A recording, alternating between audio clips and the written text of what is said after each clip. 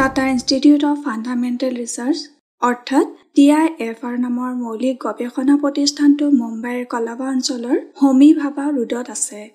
ভাৰত স্বাধীন হোৱাৰ পূৰ্বে স্থাপিত এই প্ৰতিষ্ঠানটো প্ৰতিষ্ঠা কৰিছিল প্ৰখ্যাত পৰমাণু বিজ্ঞানী হোমি জাহাংগীৰ ভাবাই। আৰম্ভণিতে উদ্যোগপতি JRD টাটাৰ আৰ্থিক অনুদানেৰে গঢ়ি উঠা প্ৰতিষ্ঠানটো স্বৰাজোত্তৰ কালত ভাৰত চৰকাৰৰ অধীনলৈ গৈছিল। বৰ্তমান এই প্ৰতিষ্ঠানটো ভাৰত চৰকাৰ ডিপাৰ্টমেণ্ট অৱ এটমিক এনাৰ্জি চমুকৈ DAEৰ অধীনৰ গৱেষণা প্ৰতিষ্ঠান। আৰৱ সাগৰৰ পাৰত থকা এই প্ৰতিষ্ঠানটো ভাৰতবৰ্ষত বিজ্ঞান চৰ্চাৰ প্ৰাণকেন্দ্ৰ, বিশেষকৈ পদাৰ্থ বিজ্ঞান আৰু মৌলিক গৱেষণাৰ ক্ষেত্ৰত। জ্ঞানৰ উৎকৰ্ষ সাধনৰ লগে লগে প্ৰায়োগিক দিশৰ বহুতো গৱেষণা TIFRত সম্পন্ন হয়।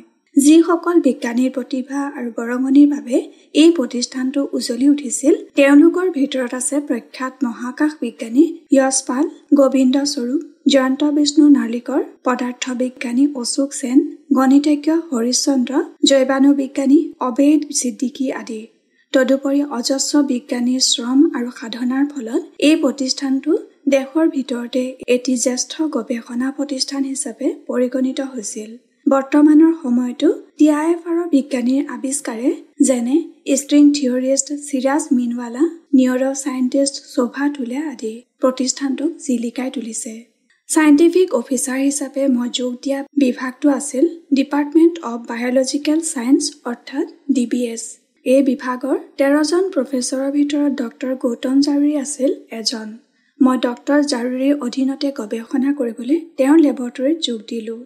ডক্টৰ জাৰুৰী এই প্ৰতিষ্ঠানতে PhD কৰি পৰৱৰ্তী সময়ত আমেৰিকাৰ কেলিফৰ্ণিয়া ইনষ্টিটিউট অৱ টেকনলজিত গৱেষণা কৰি এদিন TIFRত প্ৰফেচৰ হৈছিলহি। ডক্টৰ জাৰুৰীৰ লেবৰেটৰীৰ গৱেষণাৰ বিষয়বস্তু আছিল মেলেৰিয়া বীজাণু প্লাছমডিয়াম পেৰাচাইট। এই পেৰাচাইটবিধৰ ভিতৰত থকা ইনলেজ নামৰ এনজাইম যৌগবোৰে কেনেকৈনো পেৰাচাইটিক শক্তিশালী কৰি মানুহৰ তেজৰ লোহিত ৰক্তকণিকা নামৰ কোষবোৰক আক্ৰমণ কৰিবলৈ উদগনি দিয়ে, সেই বিষয়ে ডক্টৰ জাৰুৰীৰ লেবৰেটৰীত গৱেষণা চলিছিল। সৰু লেবৰেটৰীটোৰ ভিতৰত সোমাই দেখিলোঁ কম্পিউটাৰৰ সন্মুখত এজনী ছোৱালী বহি আছে। মই নিজৰ পৰিচয় দিলোগৈ। মোৰ নাম ৰুবুল। গৌতম জাৰুৰীৰ লেবত চাইণ্টিফিক অফিচাৰ হিচাপে জইন কৰিছোঁ। তুমিয়ে তেন্তে নতুন SO? হয়, আপুনি? মোৰ নাম ইঞ্চিতা পাল, PhD ছাত্ৰী। ইঞ্চিতাই জনালে যে তাই 5ম বৰ্ষৰ PhD ছাত্ৰী। এই বছৰতে তাইৰ PhD শেষ হ'ব লাগে। ইঞ্চিতাই আৰু জনালে যে তাইৰ ঘৰ কলকাতাত আৰু তাই কানপুৰ IITৰ পৰা কেমিষ্ট্ৰীত মাষ্টাৰ্ছ ডিগ্ৰী কৰি আহিছে। মই ইঞ্চিতাৰ লগত ইটো সিটো কথা পাতি থাকোঁতেই অন্য এজন ল'ৰা লেবৰেটৰীলৈ সোমাই আহিল। ইঞ্চিতা আগন্তুকৰ সৈতে চিনাকি কৰাই দিলে। এয়া ৰাজবী, ফাৰুক ৰাজবী, মাষ্টাৰ্ছ ডিগ্ৰী ষ্টুডেণ্ট। মই ৰাজবীৰ লগতো কথা পাতিলোঁ। ৰাজবীয়ে মই লেবলৈ অহাত সন্তোষ প্ৰকাশ কৰিলে। ক'লে, তুমি আহিবা বুলি শুনিয়ে আছিলোঁ, ভালেই হ'ল, সঠিক সময়ত আহিলা। মই কেইটামান এক্সপেৰিমেণ্ট আৰম্ভ কৰিব খুজিছিলোঁৱেই। লেবৰেটৰীত মই বহাৰ যোগাৰ হ'ল। মাইক্ৰস্ক'প এটাৰ কাষতে এটা ডেস্কটপ কম্পিউটাৰ, তাৰ কাষতে মোক বহিবলৈ দিয়া হ'ল। ৰাজবীয়ে ক'লে, এই কম্পিউটাৰটো তোমাৰ ব্যৱহাৰৰ বাবে। লেবৰেটৰীত প্ৰত্যেকৰ বাবে একোটাকৈ কম্পিউটাৰ আছে। এইটো তোমাৰ বাবে। কথাটোত মই আনন্দ পালোঁ, কাৰণ মোৰ নিজা কম্পিউটাৰ নাছিল। গম পালোঁ যে লেবৰেটৰীটোত দুজনেই স্থায়ী সদস্য আছিল, ইঞ্চিতা আৰু ৰাজবী। মই যোগ দিয়া 3 জন হ'ল। সাধাৰণতে একোটা লেবৰেটৰীত 10ৰ পৰা 12 জন সদস্য থাকে। কিন্তু ডক্টৰ জাৰুৰীৰ লেবৰেটৰীৰ আকাৰ বাকীবোৰৰ তুলনাত ক্ষুদ্ৰ আছিল। ইতিমধ্যে ৰাজবীয়েও ইয়াত 2 বছৰ কটাইছে আৰু এবছৰত তেওঁ মাষ্টাৰ্ছ ডিগ্ৰী শেষ হ'ব। তাৰ পাছত আৰু নতুন সদস্য আহিব। এনেকৈ লেব চলি থাকিব। ৰাজবীয়ে মোক লেবৰ ক'ত কি আছে দেখুৱাই গ'ল। এয়া ৱৰ্কিং ডেস্ক, এয়া অনুবীক্ষণ যন্ত্ৰ, এয়া লেব কেমিকেলছ, এয়া জেল ইলেক্ট্ৰফৰেচিছ, এয়া ফ্ল'ৰিমিটাৰ ইত্যাদি ইত্যাদি। তাৰ পাছত ক'লে, মই পাছবেলালৈ এনিমেল হাউচলৈ যাম, য'ত পৰীক্ষাগাৰ, সঁচৰ নিগনি আৰু এন্দুৰ আছে। তালৈ গৈ আজি আমি নিগনিৰ দেহত মেলেৰিয়াৰ বীজাণু প্লাছমডিয়াম বেজীৰে সুমুৱাই দিম। মোৰ মুখখন কোচ খাই গ'ল। নিগনিক আকৌ বেজী দিয়েগৈ। মোৰ ক'বৰ মন গৈছিল, কিন্তু নক'লোঁ। কিন্তু ৰাজবীয়ে মোৰ মনৰ কথা বুজিলে। সি ক'লে, আগে নিগনিৰ গাত পৰীক্ষা কৰা নাই নহয়, কোনো কথা নাই, লাহে লাহে অভ্যস্ত হৈ যাব। ইনচিটাই বহা ঠাইৰ পৰা মাত লগালে। উপায় নাই, প্লাজমডিয়াম অণুজীৱৰ ভিতৰখনত কি ঘটিছে চাবলৈ প্ৰথমে এই অণুজীৱবিধ নিগনিৰ দেহত কৰ্ষণ কৰিব লাগিবই। মই প্ৰাৰম্ভিকতে কি কাম কৰিব লাগিব তাৰ এখন তালিকা প্ৰস্তুত কৰি দিলে ইনচিটাই। তাই ক'লে, আৰম্ভণিতে তুমি মলিকুলাৰ বায়'লজিৰ বিভিন্ন এক্সপেৰিমেণ্টৰ কৌশলবোৰ শিকিব লাগিব। তাৰ পিছতহে তুমি নিজাববীয়াকৈ গৱেষণা কৰিব পাৰিবা। ৰাজবী বা মই এক্সপেৰিমেণ্ট কেনেকৈ কৰে দেখুৱাই দিম। ইনচিটাৰ তালিকাখনত থকা বিভিন্ন এক্সপেৰিমেণ্টবোৰৰ ভিতৰত আছিল প্লাজমডিয়ামৰ কৰ্ষণ নিগনিৰ দেহত। নিগনিৰ তেজ আনি দৈনিক মাইক্ৰস্কপিক পৰীক্ষা, প্লাজমডিয়াম কোষবোৰ ভাঙি তাৰ পৰা প্ৰটিন, DNA, জিন নিষ্কাশন ইত্যাদি ইত্যাদি। মই মনতে ভাবিলো, এই কৌশলবোৰ যিমান পাৰি সোনকালে শিকিব লাগিব। তেতিয়াহে মোৰ গৱেষণা ক্ষিপ্ৰভাৱে আৰম্ভ কৰিব পাৰিম। মই জইন কৰিবৰ পৰত ডক্টৰ জাৰুৰীৰ প্ৰতিষ্ঠানটোত নাছিল। তেওঁ 3 মাহৰ বাবে আমেৰিকাত আছিলগৈ। আমেৰিকাৰ পৰাই তেওঁ মোলৈ ইমেইল কৰিলে, ৰুবুল, আশা কৰোঁ তুমি লেবত জইন কৰিলা। লেবত ইনচিটা আৰু ৰাজবী আছে, তোমাক সহায় কৰিব। 2 দিনমানৰ পাছত আকৌ মেইল কৰিলে, তুমি জইন কৰিলা বুলি শুনি ভাল লাগিল। লেবলৈ স্বাগতম। তুমি ইনচিটাৰ পৰা জেল ইলেক্ট্ৰফৰেচিছ কৰিবলৈ শিকা। ইটো সিটো এক্সপেৰিমেণ্ট শিকা মানে মই আহি পামহি। মই আগষ্টত ভাৰতলৈ উভতিম। মই মোৰ গৱেষণাৰ প্ৰাৰম্ভিক তথ্যবোৰ আহৰণ কৰি ল'লোঁ। মেলেৰিয়া ৰোগত বিশ্বত বছৰি প্ৰায় 20 কোটি মানুহ আক্ৰান্ত হয়। ভাৰতত এই ৰোগবিধৰ প্ৰভাৱ বেছি নহ'লেও আফ্ৰিকাৰ দেশসমূহত এই ৰোগবিধে ভয়াৱহ ৰূপ ধাৰণ কৰে। কিছুমান দেশত 3 জন মানুহৰ ভিতৰত এজনেই এই ৰোগ ধাৰণ কৰে। এই ৰোগত লক্ষ লক্ষ ৰোগীৰ মৃত্যু হয়। মেলেৰিয়া ৰোগ হয় প্লাজমডিয়াম নামৰ এককোষী অণুজীৱবিধৰ বাবে। এনফিলিছ নামৰ মহে বহন কৰা এই অণুজীৱবিধ আমাৰ শৰীৰত প্ৰৱেশ কৰি শৰীৰৰ তেজত থকা লোহিত ৰক্তকণিকা নামৰ ৰক্ত কোষবিধক আক্ৰমণ কৰে। আক্ৰমণ কৰি অণুজীৱবিধ এই কোষৰ ভিতৰলৈ সোমাই যায়। তেজৰ কোষৰ ভিতৰত এই অণুজীৱবিধৰ কোষ বিভাজন হৈ বংশবৃদ্ধি হয়। বহুতো নতুন অণুজীৱৰ সৃষ্টি হয়। ফলত এসময়ত এই বিস্তাৰিত অণুজীৱবোৰ তেজৰ কোষটো ধ্বংস কৰি ওলাই আহে। এইদৰে ৰোগীজনৰ শৰীৰত লোহিত ৰক্তকণিকাৰ পৰিমাণ কমি গৈ এসময়ত মৃত্যুমুখত পৰে। মোৰ গৱেষণাৰ বিষয় হ'ব এই অণুজীৱবিধে কেনেকৈ তেজৰ কোষৰ ভিতৰলৈ প্ৰৱেশ কৰে তাৰ জ্ঞান লাভ কৰা, যাতে ভৱিষ্যতে সেই জ্ঞানেৰে নতুন মেলেৰিয়াৰ প্ৰতিষেধক বা ঔষধ উদ্ভাৱন কৰিব পাৰি।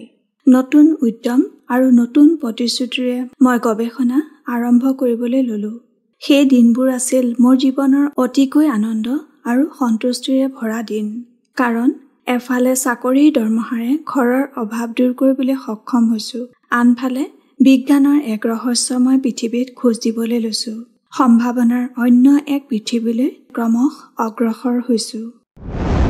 মেলেৰিয়া দৰিদ্ৰতাৰ ৰোগ। য'তেই দৰিদ্ৰ লোক থাকে ত'তেই মেলেৰিয়াৰ প্ৰাদুৰ্ভাৱ বেছি, যেনে আফ্ৰিকাৰ দুখীয়া দেশবোৰ। মই সৰু হৈ থাকোঁতে আমাৰ গাঁৱতে কেইবাজনো মেলেৰিয়া ৰোগ আক্ৰান্ত হৈ মৃত্যুমুখত পৰিছিল। বীৰেশ্বৰ বৰ্তাহঁতৰ ডাঙৰটো ল'ৰা লহং আমাৰ সমবয়সৰ আছিল। এদিন লহঙে অৰুণাচললৈ কাম বিচাৰি গৈছিল। অৰুণাচলৰ দুৰ্গম পাহাৰীয়া অঞ্চলত কাম কৰি থাকোঁতে লহং মেলেৰিয়া ৰোগত আক্ৰান্ত হ'ল। লগৰ 2জন মানে আনি ঘৰত থৈ গ'লহি, কিন্তু সি বেছি সময় নাবাচিল। 2 দিনৰ পাছত মৰি থাকিল। আফ্ৰিকাৰ দুখীয়া দেশবোৰত হয়তো এই দৃশ্যটো ঘৰে ঘৰে ঘটে। এফালে এইডছ, আনফালে মেলেৰিয়া, তাৰ ওপৰত দৰিদ্ৰতা। মেলেৰিয়া আৰু দৰিদ্ৰতা দুয়োটা ওতঃপ্ৰোতভাৱে জড়িত। মেলেৰিয়াই দেশক দৰিদ্ৰ কৰি তোলে, দৰিদ্ৰতাই মেলেৰিয়া মাতি আনে। মেলেৰিয়া ৰোগৰ বাবে ক্লৰকুইন আৰু আৰ্টেমিচিন নামৰ দুবিধ বহুলভাৱে ব্যৱহৃত ঔষধ আছে। উল্লেখযোগ্য, আৰ্টেমিচিন আৱিষ্কাৰৰ বাবে অতি শেহতীয়াকৈ 2015 চনত চীনৰ টুইউক নোবেল বঁটা দিয়া হৈছিল। কিন্তু সমস্যা হ'ল মেলেৰিয়া বীজাণুৱে এই ঔষধবোৰৰ বিৰুদ্ধে প্ৰতিৰোধক গঢ়ি তুলিছে, অৰ্থাৎ এই ঔষধবোৰে কাম নকৰা হৈছে। তেন্তে অদূৰ ভৱিষ্যতে মেলেৰিয়া ভয়াৱহ ৰূপ লৈ মানৱ সভ্যতাক ধ্বংস কৰাৰ আগতেই নতুন ঔষধ আৱিষ্কাৰ কৰিব লাগিব। তাৰ বাবে প্ৰয়োজন হ'ব এই অণুজীৱটিৰ কোষীয় চৰিত্ৰ আৰু গঠন পুংখানুপুংখকৈ অধ্যয়ন কৰাৰ। কোনে জানে, এদিন যদি মেলেৰিয়াই ভয়াৱহ ৰূপ লৈ আমাৰ গাঁৱতেই প্ৰৱেশ কৰেগৈ। মানুহৰ জীৱন বচোৱাৰ দায়িত্ব বিজ্ঞানে ল'ব লাগিব। বিজ্ঞানে মানৱ সভ্যতাক পৰাজয় গৰাহৰ পৰা বহুবাৰ উদ্ধাৰ কৰি আহিছে। ন ঔষধ আৱিষ্কাৰেৰে বহুতো কালসংসাৰী মহামাৰী ৰোগ এই পৃথিৱীৰ পৰা চিৰদিনৰ বাবে নিৰ্মূল কৰিলে আৰু এদিন হয়তো মেলেৰিয়াও নিৰ্মূল হ'ব। তাৰ বাবে প্ৰয়োজন হ'ব বিজ্ঞানীৰ ঐকান্তিক প্ৰচেষ্টা। জীৱন অতি ক্ষিপ্ৰতাৰে আগবাঢ়িবলৈ ধৰিলে। ঠিক আগষ্ট মাহ সোমাবলৈ লওঁতে আমাৰ লেবৰেটৰীৰ সদস্যৰ সংখ্যা বাঢ়িল। বন্দনা বিনীত নামৰ পাটনাৰ ছোৱালী এজনী মাষ্টাৰ্ছ ডিগ্ৰীৰ বাবে আহিল। মাদ্ৰাজৰ ৰাজকুমাৰ ৰামলিংগন নামৰ যুৱক এজন পোষ্ট ডক্টৰেল গৱেষণাৰ বাবে আহিল। ইতিমধ্যে ডক্টৰ জাৰুৰীয়েও আমেৰিকাৰ পৰা উভতি অহাত লেবৰেটৰী ভৰি পৰিল। এদিন ডক্টৰ জাৰুৰীয়ে মোক তেওঁৰ কক্ষলৈ মাতি নি ক'লে, ৰুবুল, গৱেষণাৰ উপৰি তোমাৰ আৰু বহুত দায়িত্ব আছে। তুমি চাকৰিয়াল। ষ্টুডেণ্টৰ দৰে কেৱল গৱেষণা কৰিলে নহ'ব। ডিপাৰ্টমেণ্টৰ অমুক তমুক সুবিধাবোৰৰ দায়িত্ব তুমি ল'ব লাগিব। মই নিশ্চয় বুলি ক'লোঁ। মই মনতে ভালেই পালোঁ। যিমানেই দায়িত্ব ল'ম সিমানেই শিকিলেহে আগুৱাই যাব পাৰিম। সমগ্ৰ ডিপাৰ্টমেণ্টটোত মোৰ সৈতে কেৱল 3জন চাইণ্টিফিক অফিচাৰ, গতিকে দায়িত্ব ধীৰ। ৰাজবীৰ সৈতে মোৰ বন্ধুত্ব ধীৰে ধীৰে বাঢ়িবলৈ ধৰিলে। মই ইংৰাজী ভালকৈ ক'ব নোৱাৰোঁ, সেয়েহে ৰাজবীৰ আগত আক্ষেপেৰে কওঁ। মই যে ইংৰাজী ভালকৈ ক'ব নোৱাৰোঁ, সেয়েহে মানুহৰ আগত বৰ লাজ পাওঁ। মানুহৰ আগত বৰকৈ কথা নকওঁ লাজতে। ৰাজবীয়ে মোক প্ৰবোধ দিছিল, চিন্তা নকৰিবা, লাহে লাহে ক'ব পৰা হ'বা। তাৰ পাছত সি নিজৰ কথা সুঁৱৰি কৈছিল, আৰম্ভণিতে প্ৰথম মই যেতিয়া ইয়ালৈ আহোঁ ময়ো ইংৰাজী ক'ব নোৱাৰিছিলোঁ। এতিয়াও ইমান ভালকৈ নোৱাৰোঁ। ৰাজবীৰ কথা শুনি মোৰ মন ভাল লাগি গৈছিল। ভাবিছিলোঁ অন্ততঃ মোৰ দৰে এজন আছিল। এইটো কথা সঁচা যে যদিও নিজৰ কামখিনি বৰ উদ্যমেৰে কৰিছিলোঁ, মই ভিতৰি ভিতৰি বিৰাট নিচাত্মিকতাবোধত ভুগিছিলোঁ। ইংৰাজী ক'ব নোৱাৰোঁ। তাতে মই হ'লো গাঁৱৰ পৰা ওলাই অহা অভং। নগৰীয়া সভ্যতাৰ লগত খাপ খাবলৈ শিকাই নাই। মই হীনমন্যতাত ভোগা আৰু এটা কাৰণ আছিল। মোৰ জ্ঞান কেমেষ্ট্ৰিতহে আছিল। জীৱবিজ্ঞানৰ কথাবোৰ বৰকৈ নাজানিছিলোঁ। কিন্তু মোৰ চৌপাশৰ মানুহবোৰ আছিল বায়'লজিৰ গৱেষক। গতিকে মই তেওঁলোকৰ কথা বতৰাত অংশগ্ৰহণ কৰিলেও নিমাতে বহি থাকিবলগীয়া হৈছিল।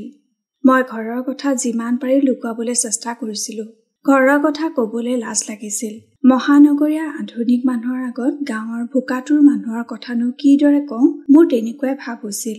সেয়েহে ঘৰৰ কথা, মা দেউতাৰ কথাৰ পৰা যিমান পাৰি আঁতৰি থাকিছিলোঁ।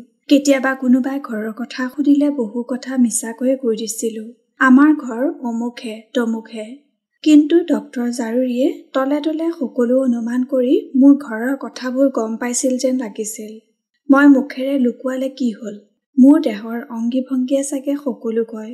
মই জানিছিলোঁ যে দুখীয়াৰ ঘৰত জন্মাটো পাপ নহয়, কিন্তু মানুহে জানো মোৰ সংগ্ৰামৰ কথা শুনি বিৰক্ত নহ'ব? জীৱনত আমি ক'ৰ পৰা আহিছোঁতকৈ ডাঙৰ কথা বৰ্তমান আমি কি কৰিছোঁ। উদ্যোগপতি বিল গেটছে ক'বৰ দৰে দুখীয়া হৈ জন্ম লোৱাটো আমাৰ দোষ নহয়, কিন্তু দুখীয়া হৈ মৃত্যু হোৱাটো আমাৰ দোষ। আমাৰ ডিপাৰ্টমেণ্টৰ সৰহভাগ ল'ৰা ছোৱালী আহিছিল দিল্লী, মুম্বাই, কলকাতা আদি মেট্ৰপলিটান চহৰৰ পৰা। অধিকাংশই আহিছিল IIT অথবা দিল্লীৰ জ্যেষ্ঠ কলেজসমূহৰ পৰা। গোটেই প্ৰতিষ্ঠানটোত অসমীয়া ছাত্ৰ ছাত্ৰী আছিল কেৱল 3-4 জন। আমাৰ ডিপাৰ্টমেণ্টত কোনো অসমীয়া নাছিল। নিজকে প্ৰকাশ কৰি দেখুৱাব নজনা বাবে বাহিৰৰ অতি তীক্ষ্ণ ছাত্ৰ ছাত্ৰীৰ সন্মুখত নিজকে ভোদা যেন লাগিছিল। আন এদিন ডক্টৰ জাৰুৰীয়ে মোক নিজৰ কক্ষলৈ মাতি নি কৈছিল, ইংৰাজী শিকা, এনেকৈ নহ'ব। মানুহেৰে যোগাযোগ কৰিবলৈ, গৱেষণা পত্ৰ লিখিবলৈ সকলোতে ইংৰাজীৰ দৰকাৰ। তাৰ পাছত ক'ৰ পৰা আহিছা পাহৰি যোৱা, ক'ত আছা তাক ভাবা। এনে মুহূৰ্তবোৰত কেতিয়াবা বিচলিত হৈ উঠিলে মোৰ 2-এজন বন্ধুৱে, যাৰ সৈতে মোৰ কথাবোৰ ভাগ বতৰা কৰিছিলোঁ, প্ৰবোধ দিছিল, চিন্তা নকৰিবা বন্ধু, বেলেগে যদি এজাপ দি এই প্ৰতিষ্ঠান পাইছেহি, তুমি লংকাৰ পৰা সাগৰখন জপিয়াই এই ঠাই পাইছাহি। এতিয়া তুলনা নকৰিবা, সময়ত চব ঠিক হৈ যাব। এনেবোৰ প্ৰতিবন্ধকতাৰ সন্মুখীন হোৱাৰ স্বত্ত্বেও কিন্তু মই গৱেষণাৰ কামত পিছুহুকি নিদিলোঁ। পুৱা 8:30 বজাতে লেব আহি পাইছিলোহি।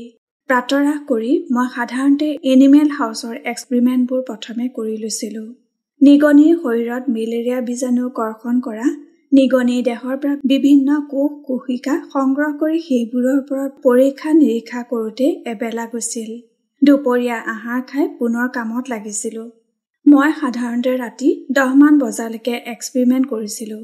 ৰাতি ঘৰলৈ গৈ শুওঁতে শৰীৰ অৱশ হৈ উঠিছিল। এইদৰে প্ৰায় 1-1.5 বছৰমান গ'ল। মোৰ গৱেষণাত কিছুমান নতুন ফল লাভ কৰিলোঁ। ইতিমধ্যে আমেৰিকাৰ পাৰ্ডিউ বিশ্ববিদ্যালয়ত এটি গৱেষক দলৰ সহযোগিতাত আমি গেল্ডানমাইচিন নামৰ যৌগ এটিৰ মেলেৰিয়া প্ৰতিৰোধ ক্ষমতা উদ্ভাৱন কৰিলোঁ।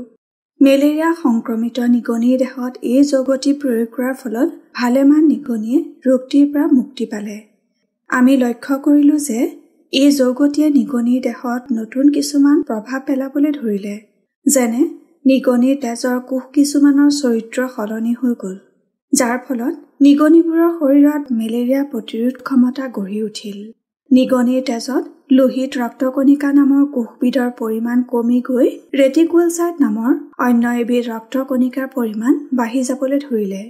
কিন্তু প্ৰশ্ন হ'ল, মেলেৰিয়া বীজাণুৱে যেতিয়া এই ৰেটিকুলচাইট নামৰ কোষবিধক আক্ৰমণ কৰে, তেতিয়া নিগনিটোৱে মেলেৰিয়া ৰোগৰ বিৰুদ্ধে কেনেকৈ প্ৰতিৰোধ ক্ষমতা গঢ়ি তোলে?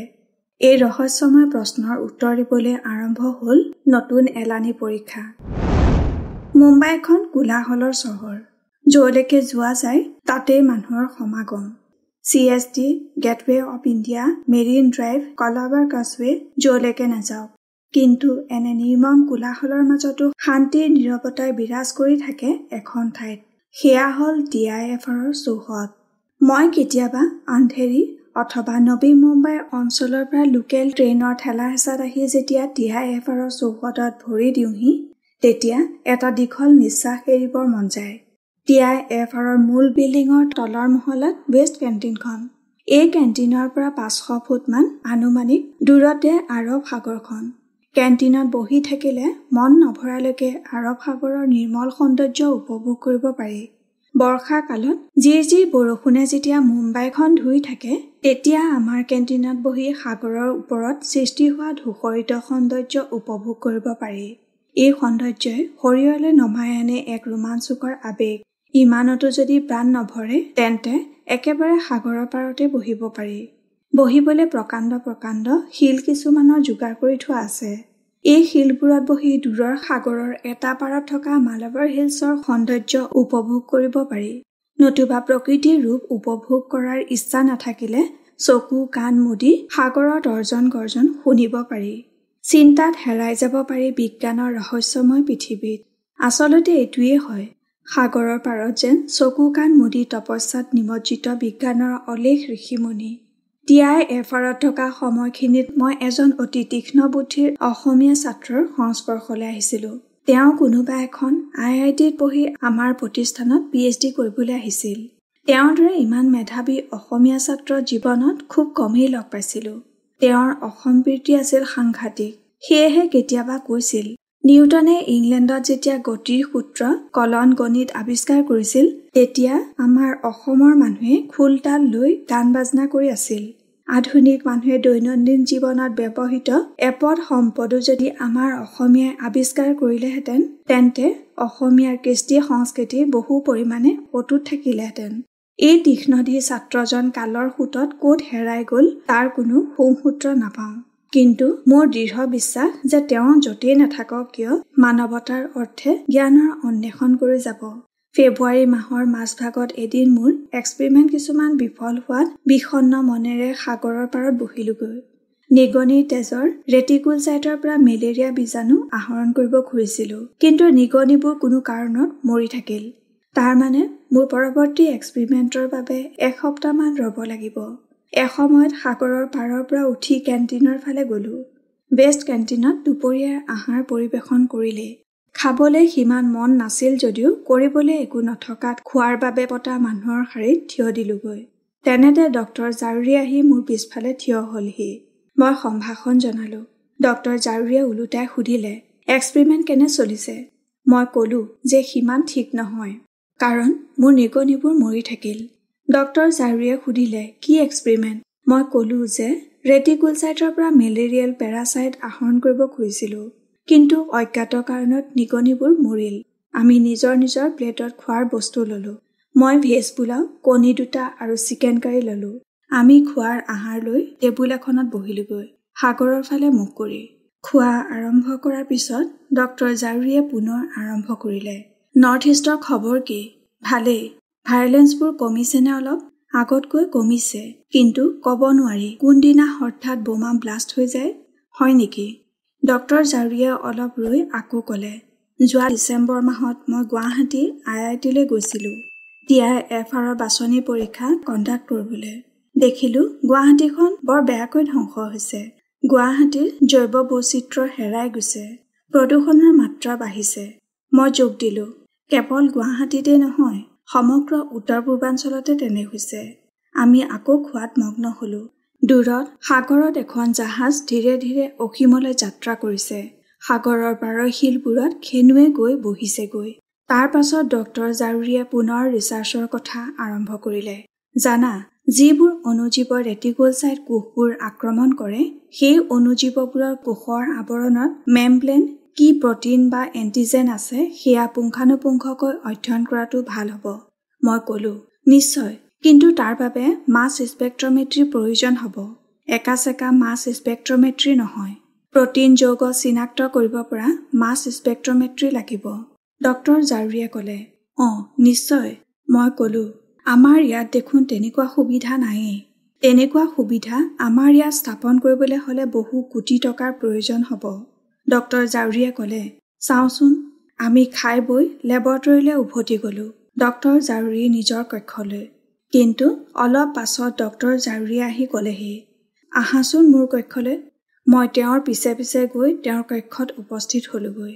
ডক্টৰ জাৰুৰীয়ে ক'লে, আমেৰিকালৈ যাবা নেকি? মই কথাষাৰ শুনি তেওঁ ধেমালি কৰা বুলি ভাবিছিলোঁ। মই অলপ হাঁহি ক'লো, নিশ্চয় যাম। পিছে কি সকামত বা? ডক্টৰ জাৰুৰীয়ে এইবাৰ গহীন হৈ ক'লে, মই ধেমালি কৰা নাই। পাৰ্ডিউ বিশ্ববিদ্যালয়ত প্ৰটিঅমিক্স আৰু মাছ স্পেক্ট্ৰমেট্ৰিৰ ভাল সুবিধা আছে। তাত তুমি ট্ৰেইনিং লৈ আহিলে আমাৰ ইয়াতো তেনে সুবিধা স্থাপন কৰিব পাৰিম। মই ডক্টৰ জাৰুৰীৰ কথাত দ্বিতীয়বাৰ সন্দেহ প্ৰকাশ নকৰিলোঁ। আমেৰিকালৈ যাম। সেইদিনা মোৰ মনত যে কিমান আনন্দ লাগিছিল। মই আগতে কৈছিলোঁ যে কষ্ট আৰু ভাগ্য ই জীৱনৰ কীৰ্তি খ্যাতি আনি দিয়ে। কষ্ট, কঠোৰ পৰিশ্ৰমে লেবৰেটৰীত পৰীক্ষা কৰি গ'লো মেলেৰিয়া পেৰাচাইটে যেতিয়া তেজৰ ৰেটিকুলচাইট নামৰ কোষবিধক আক্ৰমণ কৰে, তেতিয়া এই সংক্ৰমণ সিমান মাৰাত্মক নহয়। ভাগ্য। ডক্টৰ জাৰুৰীয়ে এই সম্পৰ্কীয় অধিক পৰীক্ষাৰ বাবে আমেৰিকালৈ যাবলৈ সুযোগ দিলে। দ্বিতীয়তে, জীৱনটো যে ট্ৰেজাৰ হাণ্টৰ দৰে সেয়াও কৈছিলোঁ। চাকৰিৰ পম খেদি বা ক্লু বিচাৰি TIFR পালোহি। ইয়াত আহি গৱেষণাত নতুন ক্লু পালোঁ। সেই ক্লু লৈ আমেৰিকালৈ যাবলৈ সুযোগ পাইছোঁ। তাৰ পাছত আমেৰিকাৰ পৰা নতুন ক্লু লৈ ক'ত কেতিয়া কেনেকৈ ওলামগৈ কোনে জানে। সেয়াই জীৱন। কেৱল মনত ৰখা উচিত, ট্ৰেজাৰ হাণ্টৰ খেলখনত যাতে হাৰি দিয়া নাযায়। জীৱনত য'লৈকে গৈছোঁ তাতেই নতুন সপোন দেখাৰ সুযোগ পাইছোঁ। আমেৰিকালৈ যাবলৈ লৈছোঁ। গতিকে মোৰ বিশ্বাস হ'বলৈ ধৰিছে যে তালৈ যোৱাৰ পাছত এটা নতুন সপোনৰ উৎস বিচাৰি পাম। মোৰ জীৱনৰ অভিজ্ঞতাই মোক কৈছে যে প্ৰথমে এটা সপোন দেখিম, তাৰ পাছত এই সপোনক বাস্তৱায়িত কৰিবলৈ উঠি পৰি কামত লাগিম। অন্ততঃ কামত যে লাগিব পাৰিম সেইকণ দৃঢ়তা আছে। ফল কি হয় সময়ত দেখা যাব। মাৰ্চ মাহৰ মাজভাগত ডক্টৰ জাৰুৰী আমেৰিকালৈ গ'ল। যোৱাৰ সময়ত কৈ গ'ল, মই পাৰ্ডিউ বিশ্ববিদ্যালয়ত তোমালোকৰ বাবে মোৰ সৈতে লেবৰ আৰু এজন যোৱাৰ সিদ্ধান্ত হ'ল। ছামাৰ ইণ্টাৰ্ণশ্বিপ যোগাৰ কৰাৰ চেষ্টা কৰিম। ফেল'শ্বিপ এটা হ'লে ভাল হ'ব, নহ'লে বহুত খৰচ হ'ব। যোৱাৰ দুদিনমানৰ পাছতে ডক্টৰ জাৰুৰীয়ে ইমেইল কৰি ক'লে যে তেওঁ ইতিমধ্যে বিশ্ববিদ্যালয়খনৰ ডিস্কভাৰী পাৰ্কত থকা এটা ছামাৰ ইণ্টাৰ্ণশ্বিপ আমাৰ বাবে যোগাৰ কৰিছে।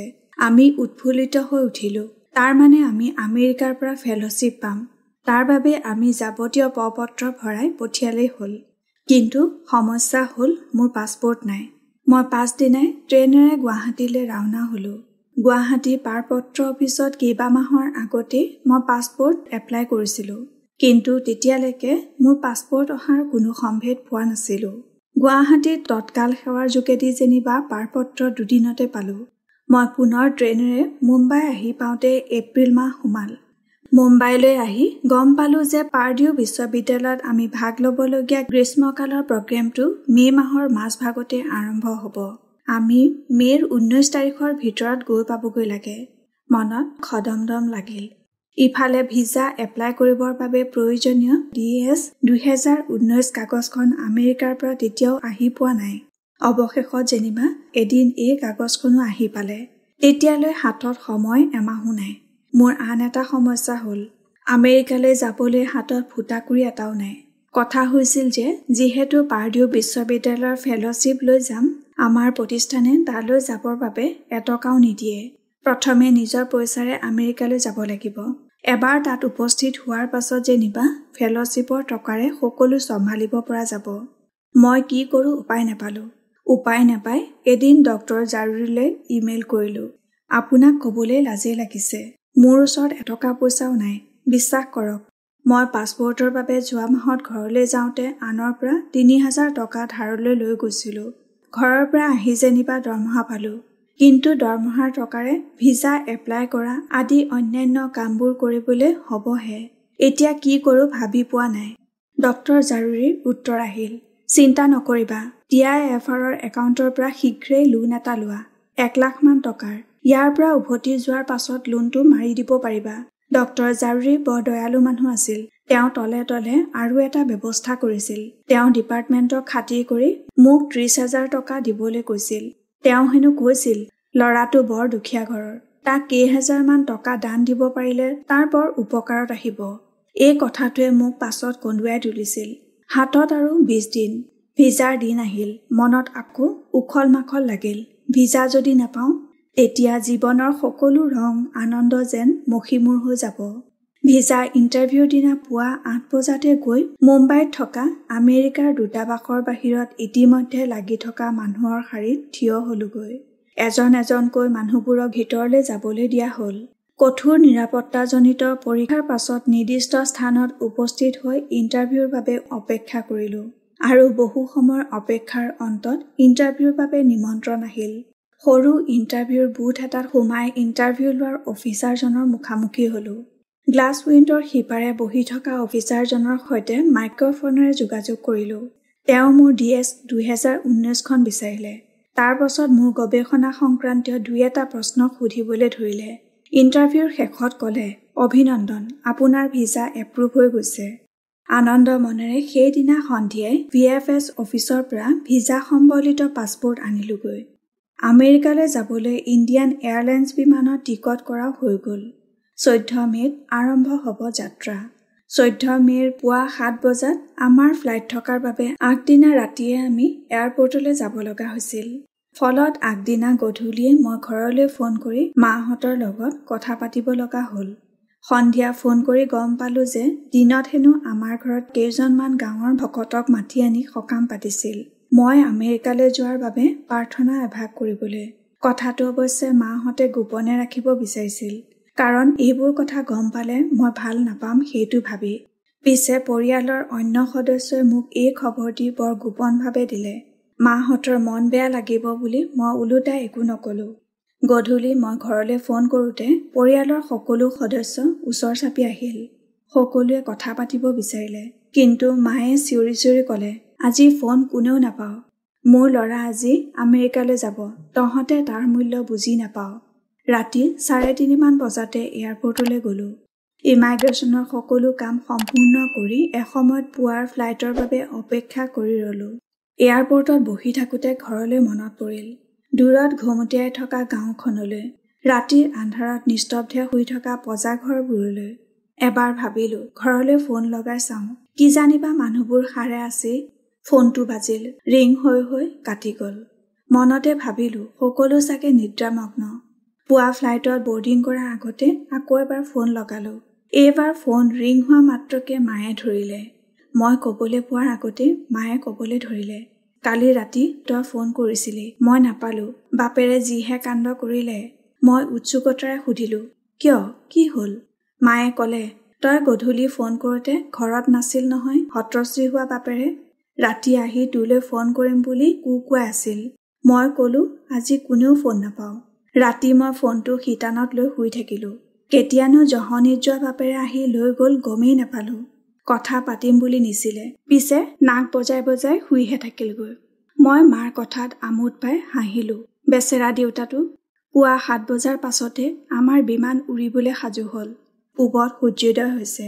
তেতিয়া দূৰৰ এখন দুৰ্গম গাঁৱত এটি বাঁহৰ পজা ঘৰত উৰিবলৈ লৈছে কিছুমান সপোন। আকাশমাৰ্গৰ পৰাই চিকাগো চহৰৰ শাৰী শাৰী ঘৰবোৰ দেখিলো। জীৱনত প্ৰথম বিদেশলৈ আহিছো। আনন্দত মন মতলীয়া। আমাৰ বিমানে পিছবেলা 4 বজাতে চিকাগোৰ অহাৰে আন্তঃৰাষ্ট্ৰীয় বিমানবন্দৰত অৱতৰণ কৰিলেও ইমিগ্ৰেশ্যনৰ কাম শেষ কৰি বিমানবন্দৰৰ বাহিৰ ওলাওঁতে 6 মান বাজিল। বাহিৰত মোক নিবলৈ ৰৈ আছিল পাৰ্ডিউ বিশ্ববিদ্যালয়ৰে professor doctor Pankaj Sharma. Doctor শৰ্মাই মোক নিজৰ গাড়ীলৈ আগুৱাই নিলে।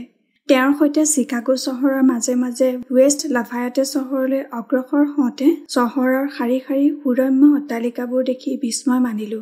এসময়ত চহৰ পাৰ হলো। হাইৱেৰ কাষে কাষে বিস্তীৰ্ণ গোমধান খেতিৰ পথাৰ দেখি তবত মানিলো। এনেদৰে অজান মুলুকত নিজকে সহজ কৰি ল'বলৈ চেষ্টা কৰোঁতেই ডক্টৰ শৰ্মাই মাত লগালে। তুমি TIFRত কি ছাবজেক্ট পঢ়া? মই বায়'লজি। সেইটো জানিছো। মানে কিবা ছাবজেক্টৰ কোৰ্চ ল'ব লগা হয়নে?